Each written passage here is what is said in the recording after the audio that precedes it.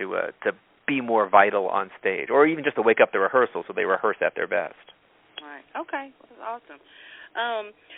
We talked about a little bit about failures, I guess, in improv, or that is needing those 20%. Tell us about failures in business and how you can turn those into successes.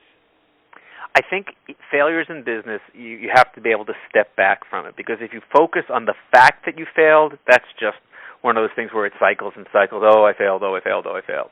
So if instead you can stop and go, okay, that did not achieve the results that I hoped to.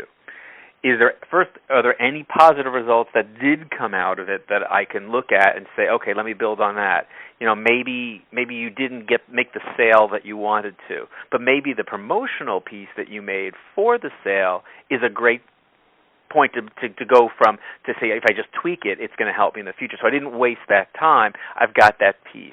Are there things that I can make use of that came out of it? And if you really can't find any positives that came out of it, as far as tangible things, are there any lessons that I learned that I can say, okay, I know not to do that next time? And even just saying I know not to do that next time sets in kind of into the universe the concept of there's going to be a next time. You know, there's been times I just wanted to pull the blanket over my head because I worked so hard on a proposal and felt like it was all set to go. I thought a week and a half from now I was going to be on my way to San Juan. I was so ready for that trip, and then they just gave it to someone else, and it wasn't. They just chose something different than what I had to offer, and I could have just dwelled on it and been frustrated by it. But I kind of looked at it as, okay, that gave me an opportunity on that one to figure out how I sell this one product that I don't think I've talked to you about. I do professional Simon Says, right? Wake up a whole conference getting everyone to play Simon Says, and it was a positive experience, even though I didn't get it, because it gave me another chance to figure out how do I explain this, how do I make people see the benefits of it, how do I price it appropriately. Just move on. You know, I'm not going to sit around and cry about the fact that it's 30 degrees warmer there and there are some really nice beaches that I didn't get to hit last time I was in San Juan. Right. I can't complain too much. I am in San Diego, but it's been in the 30s at night, so I'm ready for San Juan. Yeah. I mean, here it's oh my goodness, it's like 10 degrees, so I'm envious. Anytime I get down on San Diego, I just call my friends in Albany, and I feel so much better. Right. So I guess we're going to have one last question, and we'll be right back. Have you ever wanted to be a published author? Or how about, would you like to travel the world to get paid to speak and tell others of your story and how others could get over? Would you like to be an Amazon best-selling author? Or maybe you would like to create your own courses and products and get paid for what you know. If that sounds like you, join Terry Clay and Sue Ham at the Business Explosion Mastermind in Florida. It's a private luxury retreat. There, you will have private access to the beach. You will stay in a mansion near the beach. You will be just 2 minutes from Mexico. While there, you will learn all about how to explode your business. If this sounds like you, go to businessexplosion.net. We cannot wait to see you there. All right, so thanks so much for our sponsors, and we're going to have our last and final question that we ask everyone from our guests, and we asked you this as well when you came last time, but we're going to this is about for speakers. So How can you empower an entrepreneur right from the very start, or how you can help them from the beginning? Oh, wow. I think a lot of it would fall into that willingness to try. When I look back on the stuff I was doing in 2000 with the team building, 2002 with the speaking, 2004 with the coaching. There's virtually nothing I was doing then that I would do today. I've thrown away every brochure. I'm on my 4th version of my business card. My website is currently being overhauled because I can't do that. And I think I might have mentioned to you, too, one of my videos, I had a speakers bureau say she wouldn't market me until I got a better one. That was a year in the process. But it's about getting that road going. It's about telling people that this is what you do. And I think one of the hardest things is to see yourself in a new light. I was a computer programmer. I think I told you that my background was I was in an IT job for 12 years before I struck out. And I was, people asked me what I did. I was a computer programmer.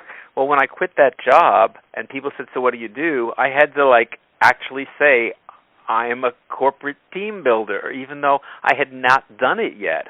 I had to see myself as a corporate team builder who had not had a job yet, rather than as nothing yet, but I'm hoping to be a team builder.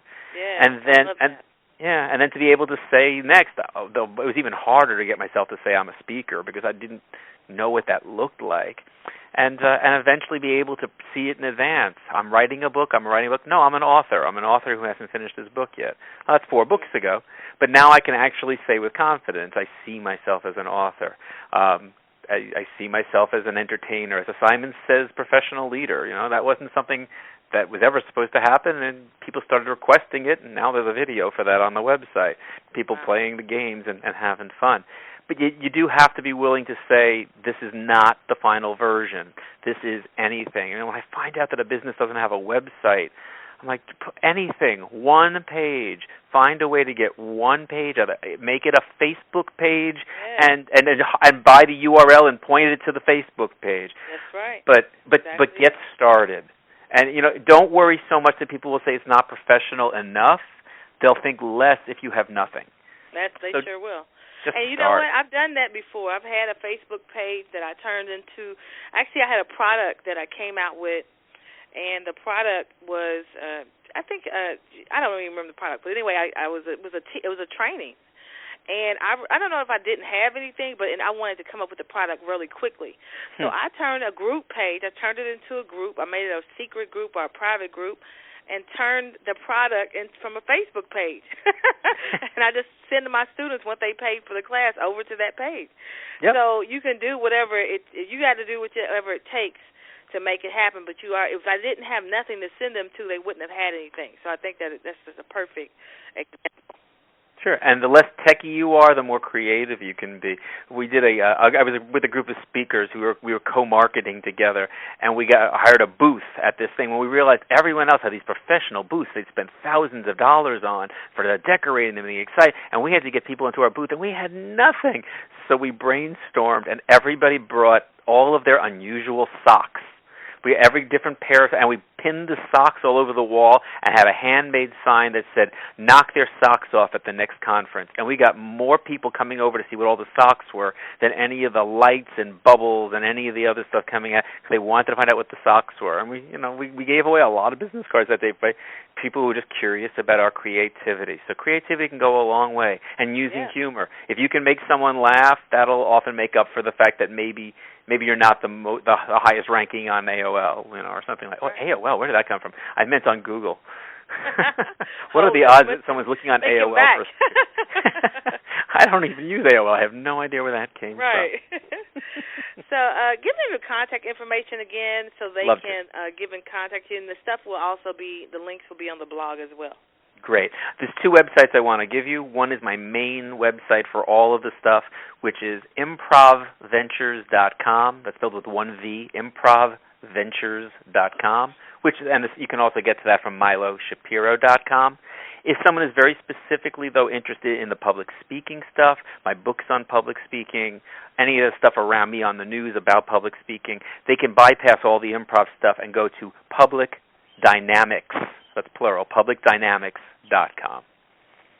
And the books are all there, Public Speaking, Get A's, Not C's. And the new one, remember I told you it was coming out? It's out! Yeah. Public Speaking mention that for one. Teens. Make sure you mention that.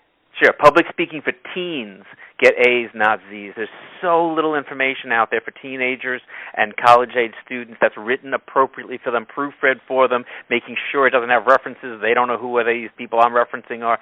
So it's the original book reworked for the teen to 20 age group, and I'm so excited that that's now out on the market and on Amazon and on my website. All righty. So thanks again for stopping by the call. We appreciate you taking time, not just one time, twice, to come by and sow some words of wisdom to the listeners of the Startup Biz Coach Radio. Oh, pleasure, Terry. This has been Startup Biz Coach Radio, formerly known as Mornings with Terry, and we're empowering entrepreneurs right from the start. Find us at thestartupbizcoach.com every morning at 10 a.m. Eastern with your host, Terry Clay. Thanks for listening.